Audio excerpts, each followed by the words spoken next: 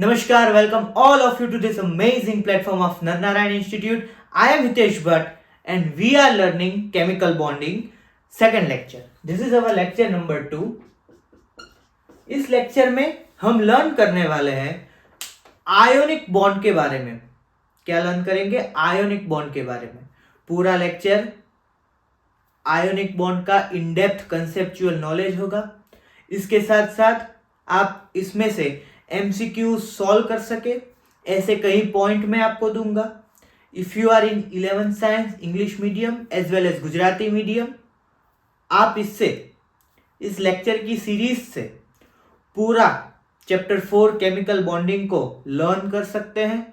उसके साथ साथ if you are in 12th science और you are preparing for NEET and JEE, तो फॉर योर रिविजन, 12th तो आपका नया ही होगा, अभी ही आपने किया होगा, तो 11th के चैप्टर के रिवीजन के लिए आप इस लेक्चर को, इस सीरीज को फॉलो कर सकते हैं. तो शुरू करते हैं आज का हमारा लेक्चर नंबर 2, आयोनिक बॉन्ड.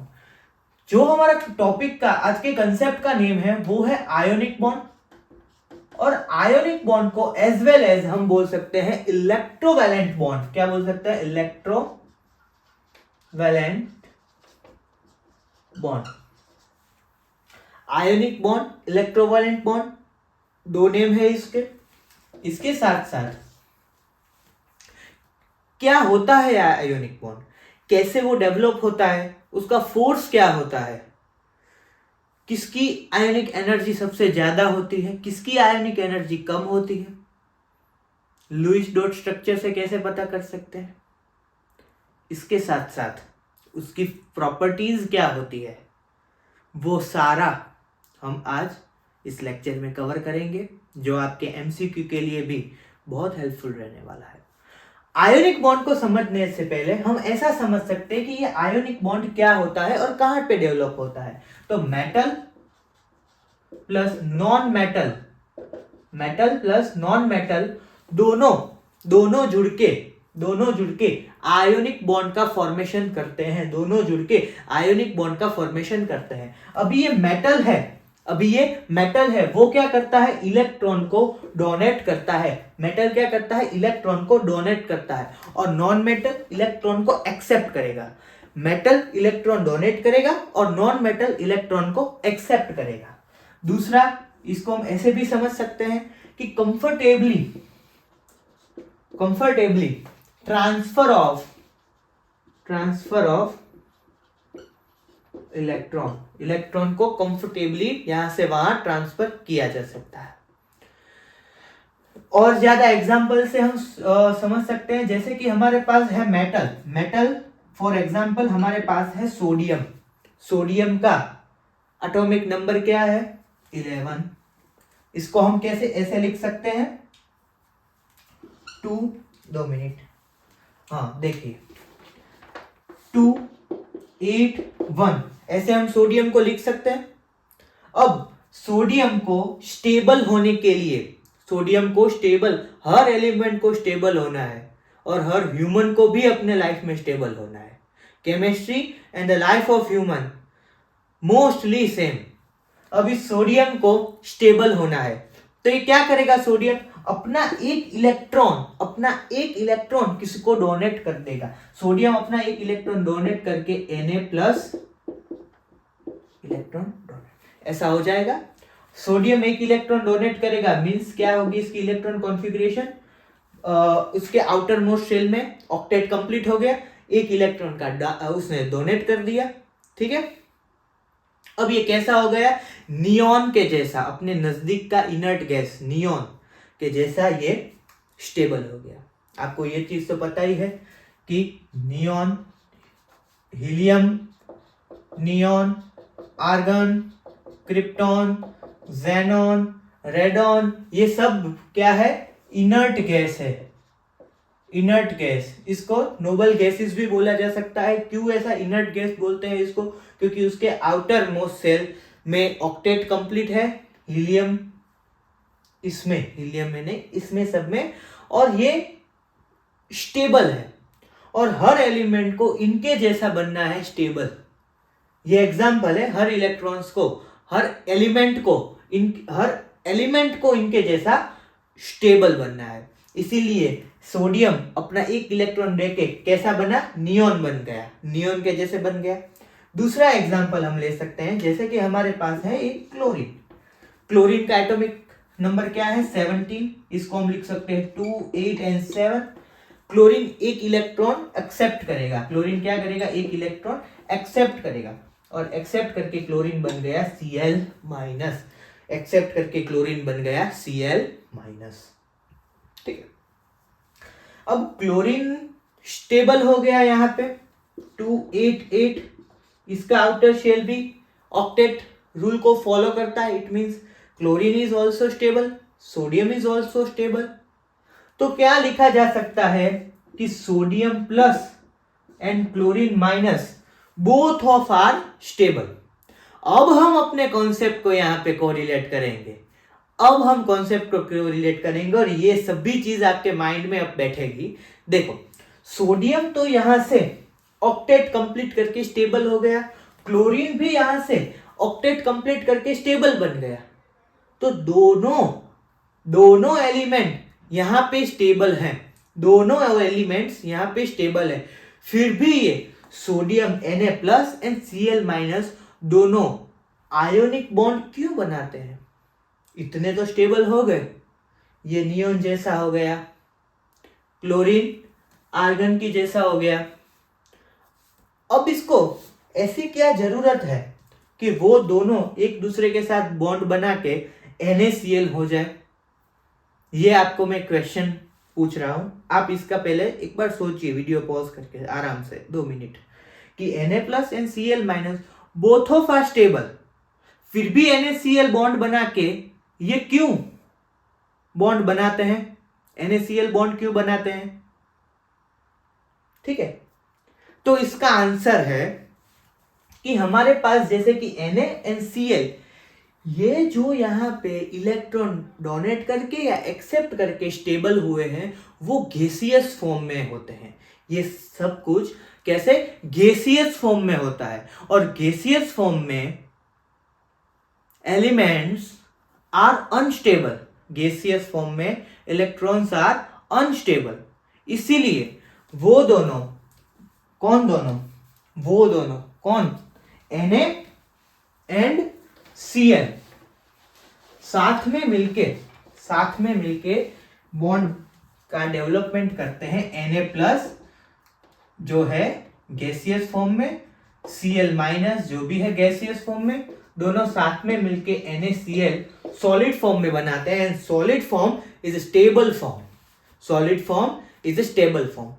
तो आयोनिक का कंसेप्ट ये है कि दो oppositely charge, positive charge and negative charge के बीच में फोर्स ऑफ अट्रैक्शन जो होता है, उसकी वजह से जो बॉन्ड क्रिएट होता है वो आयोनिक बॉन्ड है, जिसको केमिस्ट्री की लैंग्वेज में हम कह सकते हैं कि जो Na है वो Na+ एंड Cl- दोनों जो जुड़ के बॉन्ड फॉर्म करते हैं, that means that are ionic bond.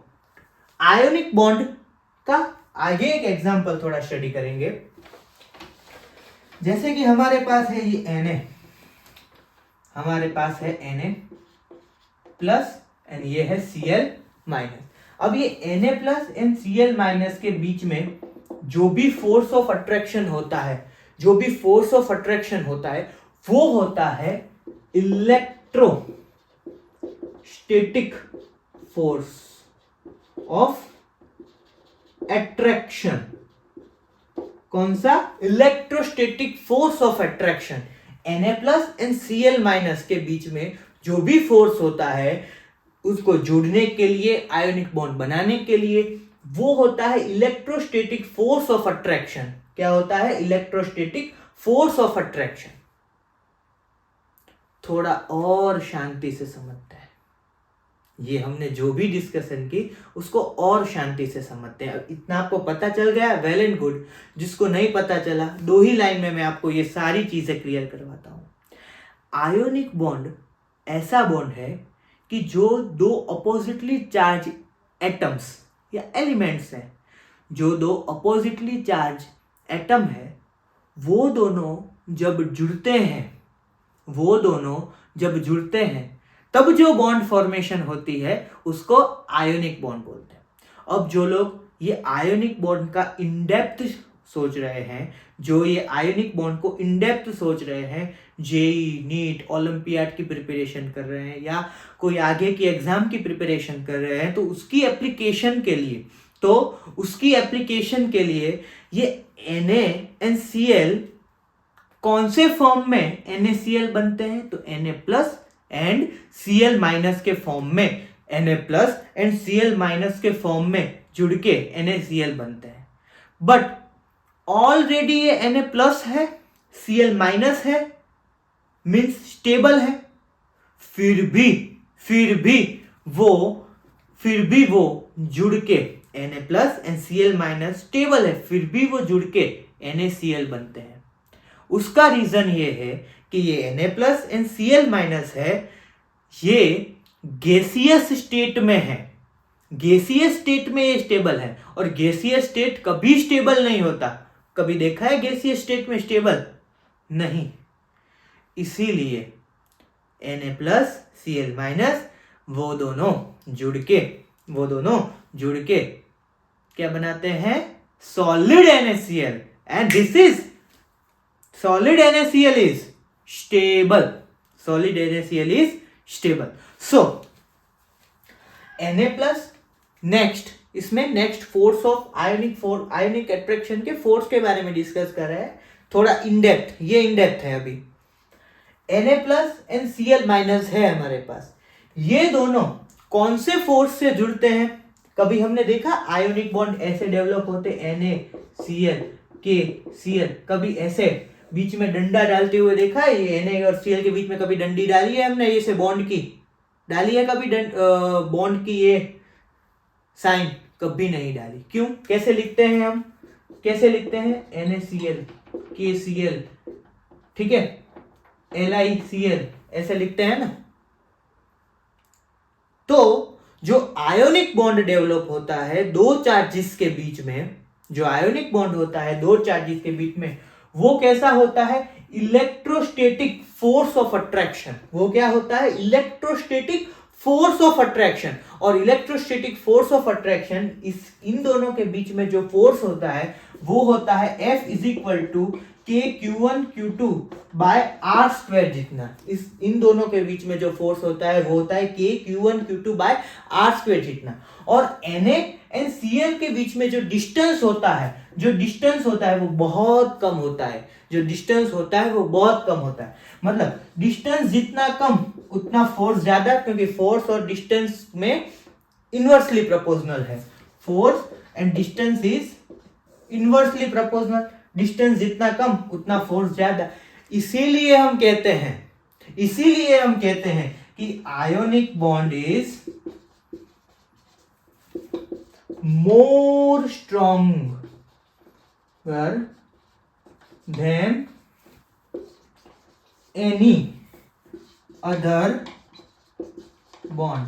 इसीलिए कहते हैं ionic bond is more stable then any other bond. अब ये लाइन आपको रटनी नहीं पड़ेगी, क्योंकि ये लाइन का पूरा एप्लीकेशन हमने यहां पे रखा है।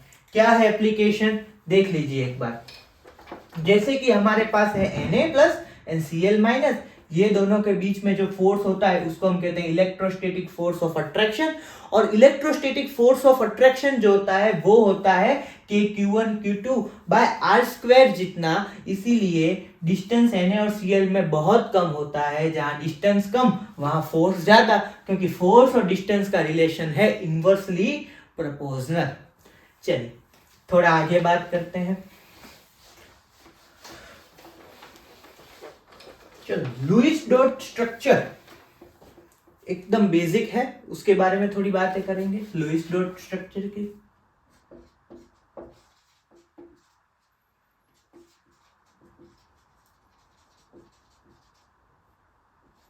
लिखिए लुईस डॉट स्ट्रक्चर, इसको हम LDS भी कह सकते हैं। लुईस डॉट स्ट्रक्चर को हम LDS भी बोल सकते हैं। क्या है लुईस डॉट स्ट्रक्चर में? जैसे कि हमारे पास है MgCl2, तो Mg को हम कैसे मेंशन करते हैं, Mg को यहां लिखते हैं। Mg को हम कैसे मेंशन करते हैं, क्या है Mg का नंबर 12, इसको हम लिखते हैं 282। Cl को क्या हम लिखेंगे 287। कितने Cl है, 2 Cl है। कैसे लिखेंगे, तो Mg है हमारे पास, यहां पे है 2 Cl, यहां पे है 2 Cl। Cl के आउटर मोस्ट शेल में कितने वैलेंस इलेक्ट्रॉन है, 7। तो 1 2 3 4 5 6 7, 1 2 3 4 5 6 7 इलेक्ट्रॉन्स है। एक Mg का इलेक्ट्रॉन है, एक Mg के इलेक्ट्रॉन से, मतलब Mg अपना इलेक्ट्रॉन यहाँ पे डोनेट करता है। Cl के ये 2 इलेक्ट्रॉन है, वो इलेक्ट्रॉन यहाँ पे ऐसे डोनेट होंगे, ठीक है। तो ये लुईस स्ट्रक्चर है। इसको ऐसे भी दिखा सकते हैं कि Mg ने 2 डोनेट किया, या फिर ऐसे भी कि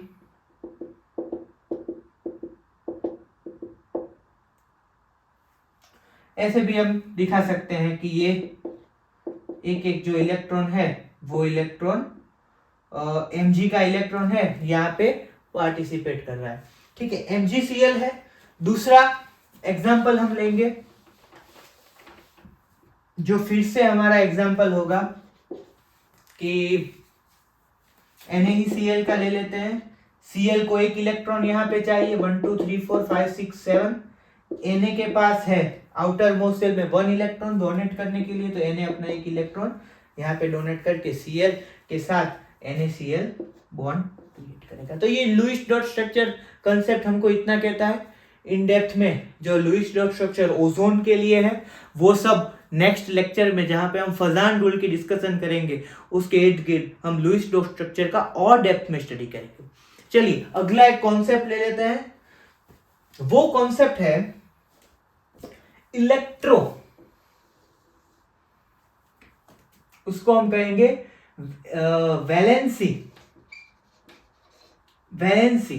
वैलेंसी का कंसेप्ट लेते हैं। जैसे कि हमारा वैलेंसी, इट मींस कि नंबर ऑफ इलेक्ट्रॉन्स की जो गेन एंड लूज हो सकता है।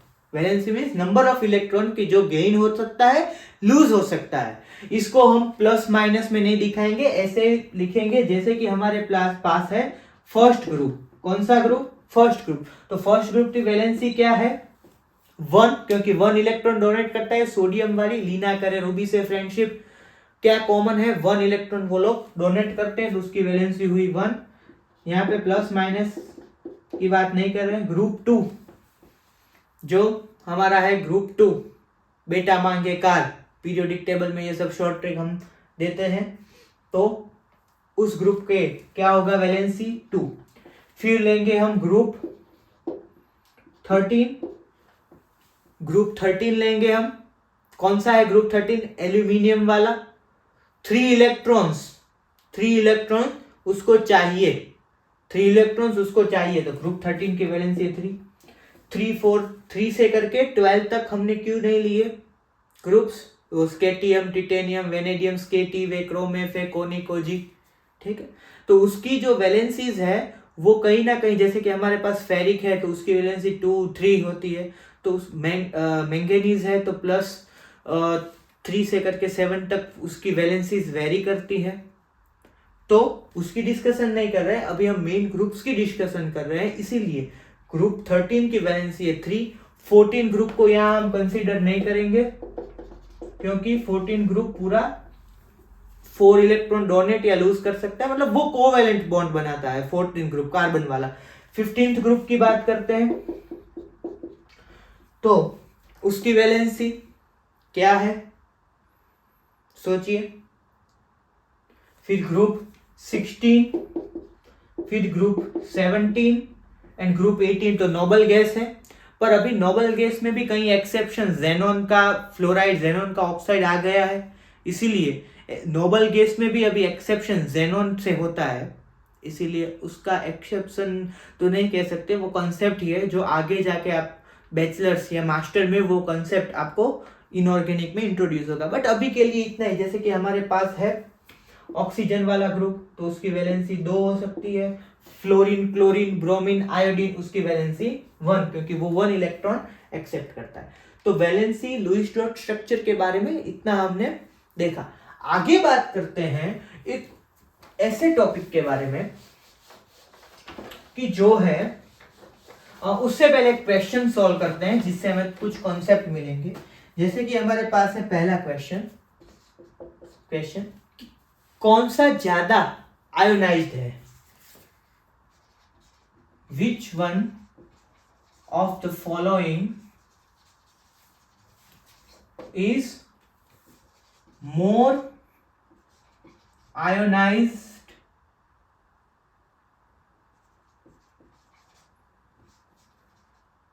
कैरेक्टरिस्टिक? इसमें से किसकी आयोनाइज कैरेक्टरिस्टिक ज्यादा है, या which one is more ionise? Option है आपके पास, ऑप्शन हम ले सकते हैं NaCl, Na, F, Na, Br and Na। इसके लिए कंसेप्ट चाहिए पहले, तो इसके लिए कंसेप्ट मैं आपको दूंगा, लिखिए कंसेप्ट। कंसेप्ट ये है कि जैसे कि हमारे पास ये यहाँ पे क्या कॉमन है, तो मेटल्स यहाँ पे कॉमन है। तो हम ऐसा कह सकते हैं कि जब ग्रुप में कोई भी, जैसे कि ग्रुप है यहाँ पे फ्लोरीन, क्लोरीन, ब्रोमीन, आयोडीन, ये क्या है? नॉन मेटालिक है। तो नॉन मेटालिक में ऊपर से नीचे जाते नॉन मेटालिक कैरेक्टरिस्टिक ऊपर से नीचे जाते डाउन होगी। मतलब कौन सा मोर नॉन मेटालिक होगा? तो fluorine is more non metallic and iodine is less non metallic. ठीक है। और जो नॉन मेटालिक ज्यादा होगा उसकी आयोनिक एनर्जी ज्यादा होगी। तो कौन सा आंसर आएगा? NaF। दूसरा,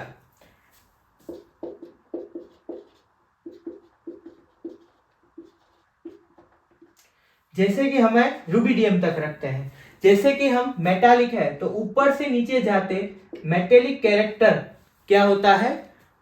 बढ़ता है। ऊपर से नीचे जाते मेटेलिक कैरेक्टर बढ़ता है, मतलब रुबिडियम का मेटालिक कैरेक्टर सबसे ज्यादा होगा।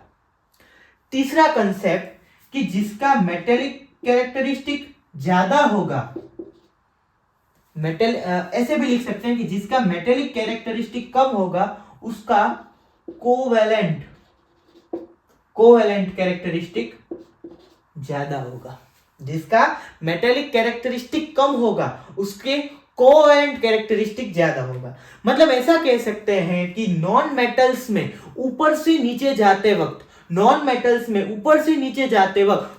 मेटालिक कैरेक्टरिस्टिक बढ़ती है। नॉन मेटालिक में ऊपर से नीचे जाते नॉन मेटालिक कैरेक्टरिस्टिक डाउन होती है। एक बार फिर से करेक्ट कर लेते हैं। नॉन मेटालिक में ऊपर से नीचे जाते वक्त नॉन मेटालिक कैरेक्टरिस्टिक कम होती है। नॉन मेटालिक में ऊपर से नीचे जाते वक्त नॉन मेटालिक कैरेक्टरिस्टिक कम होती है। और मेटल्स में ऊपर से नीचे जाते वक्त मेटेलिक कैरेक्टरिस्टिक बढ़ती है। मेटल्स में क्या है? इसका ऑपोजिट है कि ऊपर से नीचे जाते वक्त मेटेलिक कैरेक्टरिस्टिक बढ़ती है।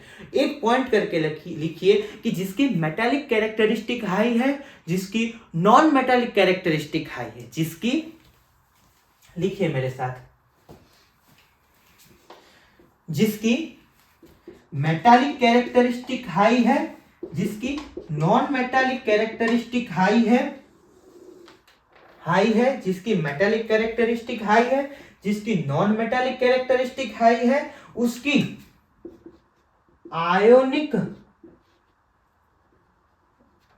आयोनिक एनर्जी, क्या होगी? ज्यादा होगी।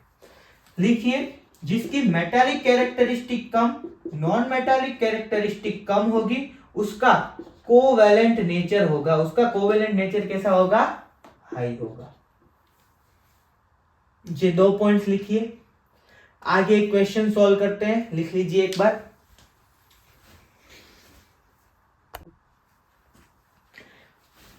चलिए आगे डिस्कस करते हैं एक बार फिर से। Metallic characteristic high, non metallic characteristic high, उसकी वो सबसे ज्यादा आयोनिक, जिसकी मेटेलिक कैरेक्टरिस्टिक कम, नॉन मेटेलिक कैरेक्टरिस्टिक कम, उसका कोवेलेंट वो मोर कोवेलेंट, जिसको हम बोल सकते हैं। दूसरा क्वेश्चन ऐसा ही सॉल्व कर सकते हैं। ऐसे ही क्वेश्चन से आपको आज कितने 3 नए कॉन्सेप्ट्स जानने को मिले। मतलब हम आयोनिक बॉन्ड जो सिर्फ थोड़ी ही देर में कवर किया जा सकता है, 5, 8, 10 मिनट में आप 1-2 क्वेश्चन करके कंप्लीट कर देते हैं, वो इन डेप्थ में कितना लंबा कंसेप्ट है, इससे हम कह सकते हैं। ठीक है, चलिए दूसरा क्वेश्चन के बारे में स्टडी करेंगे। ठीक है, यही कंसेप्ट आपको सेम यहां पे लगाना है दूसरे क्वेश्चन में। विच one is following is more covalent. अब हम नॉन मेटल सेम रखेंगे, सिर्फ मेटल्स को चेंज करेंगे। LiCl, NaCl, फिर हम डालेंगे RbCl, नहीं KCl एंड उसके बाद RbCl। ठीक है, कौन सा सबसे ज्यादा कोवेलेंट है, तो इसको हम ऐसे सॉल्व कर सकते हैं कि जो मोर मेटालिक है वो लेस कोवेलेंट है, और जो लेस मेटालिक है वो मोर कोवेलेंट है। और मेटालिक कैरेक्टरिस्टिक में ऊपर से नीचे जाते वक्त मोर मेटालिक में ली ना करे रुबिडियम। ठीक है, मेटालिक कैरेक्टर में ऊपर से नीचे जाते मेटालिक कैरेक्टरिस्टिक बढ़ती है। तो रुबिडियम सबसे ज्यादा मेटालिक, उसके बाद KCl, उसके बाद NaCl। तो हम यहां पे ऐसा कह सकते हैं कि रुबिडियम इज मोर आयोनिक। तो लिथियम इज लेस मेटालिक और more covalent. Lithium is less metallic characteristic, less ionic and more characteristic. तो LiCl इज मोर, ठीक है, ऐसा कह सकते हैं। तो ये 2 क्वेश्चन से हमने एक पूरा नया कंसेप्ट को स्टडी किया। लास्ट में आगे हम ये देखेंगे, उसकी प्रॉपर्टीज देखने से पहले हम ये डिस्कशन करेंगे कि जैसे कि हमारे पास है Na+, ठीक है, Na क्या करेगा, एक गैसीय स्टेट में एक इलेक्ट्रॉन डोनेट करके Na+ हो जाएगा। एक इलेक्ट्रॉन डोनेट जो गैसियस फॉर्म में ही होगा, ये पूरा प्रोसेस गैसियस फॉर्म में होगा। तो क्या होगा, जब भी Na+ बनेगा तो एनर्जी एब्जॉर्ब होगी। एनर्जी क्या होगी, एब्जॉर्ब होगी। और ये क्या होगा, आयोनिक एनर्जी होगी। सेकेंड बात करेंगे Cl। तो Cl एक इलेक्ट्रॉन को गेन करके Cl- इन गैसीय स्टेट Cl- बनाएगा। और Cl- जो क्या करेगा, एनर्जी को रिलीज कर देगा। ठीक है, 2 बात हुई। जैसे कि हमारे पास है कोई मेटल, M+ वाली मेटल, और वो मेटल X- कि कोई नॉन मेटल को लेके Mx बना देगा। क्या बना देगा, Mx बना देगा। और ये जो Mx है वो क्या करेगा, एनर्जी को Mx क्या करेगा, रिलीज करेगा। Mx एनर्जी को क्या करेगा, रिलीज कर देगा। और रिलीज होने वाली जो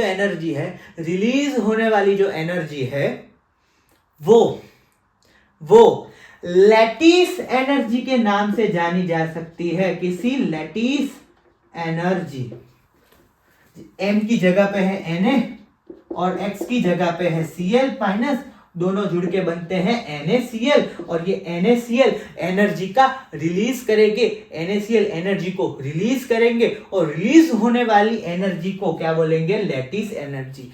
आगे जाके हम नेक्स्ट जो हमारा लेक्चर्स होगा उसमें हम lattice enthalpy, lattice energy lattice enthalpy या लैटिस एनर्जी को स्टडी करने वाले हैं।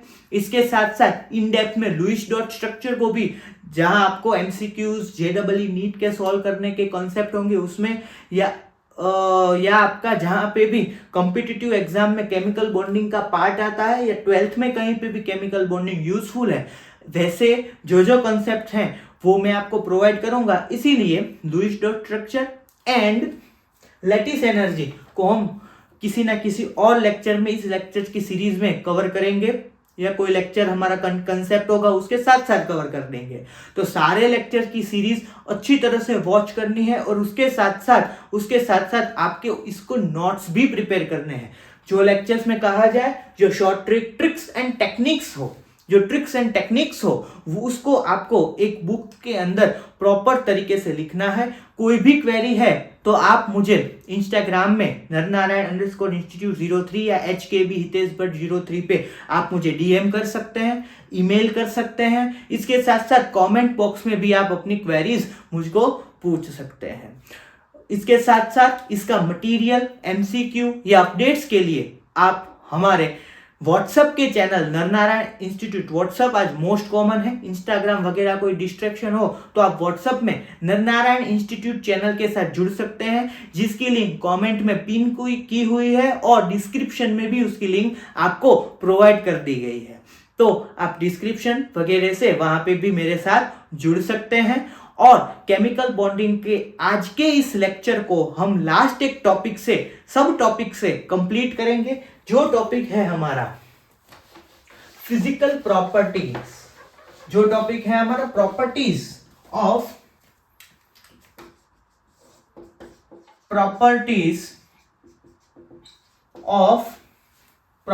Of ionic bonds. क्या डिस्कशन करेंगे? प्रॉपर्टीज ऑफ आयोनिक बॉन्ड के बारे में। तो कौन कौन सी प्रॉपर्टीज आयोनिक बॉन्ड में हमें देखी जा सकती है? तो first one is physical property, second one is conductivity, first one is physical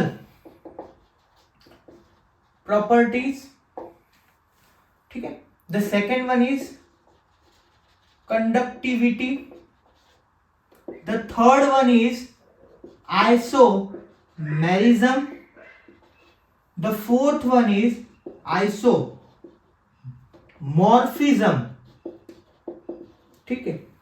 Gujarati medium के जो स्टूडेंट्स हैं, आप ये चार प्रॉपर्टीज ज्यादातर आपके कंसेप्ट में, बोर्ड के एग्जामिनेशंस में नहीं पूछी जाती, ये जेई और नीट के कंसेप्ट के लिए बिल्ड करने के लिए है, तो इसको आप as it is English wording ही याद कीजिए, ठीक है।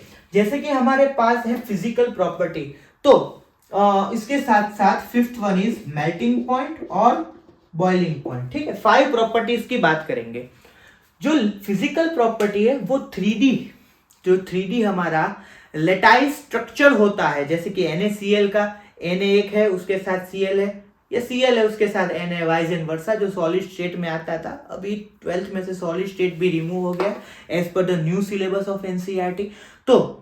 तो उसमें फिजिकल प्रॉपर्टीज देखी जाती है, बट मेनली हम बात करेंगे कंडक्टिविटी के बारे में। क्या है ये कंडक्टिविटी? तो कंडक्टिविटी मीन्स जो हमारे इलेक्ट्रिसिटी जो फ्री इलेक्ट्रॉन्स है उसकी मदद से होते हैं, उसको हम कंडक्टिविटी कहेंगे। बट कंडक्टिविटी समझना नहीं है, हमें यह समझना है कि आयोनिक बॉन्ड्स कैसे कंडक्टर्स होते हैं। सो हम यहां पे कह सकते हैं कि ionic bond is bad conductors, ionic bonds are bad conductors. दूसरा इसमें हम ये कह सकते हैं कि जब भी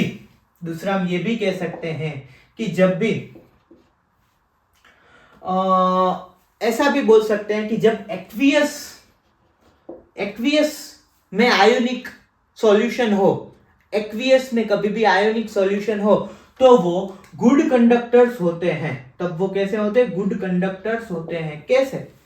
तो उसके बारे में थोड़ी बात करते हैं कि जब भी NaCl को हम एक्वियस मीडियम में डालें एक्वियस, तो उसके जो वाटर होता है वो उसकी स्ट्रांगनेस ऑफ बॉन्ड को कम कर देता है, वो स्ट्रांगनेस ऑफ बॉन्ड को कम कर देता है 81 to 85 टाइम्स। बॉन्ड की जो स्ट्रांगनेस होती है, फोर्स होती है, उसको वाटर कम कर देता है, इसीलिए इलेक्ट्रॉन फ्री होने लगते हैं and that free electrons are the good conductors of electricity और एनीथिंग। ठीक है, कंडक्टिविटी। तीसरी मोल्टेन, थर्ड वन इज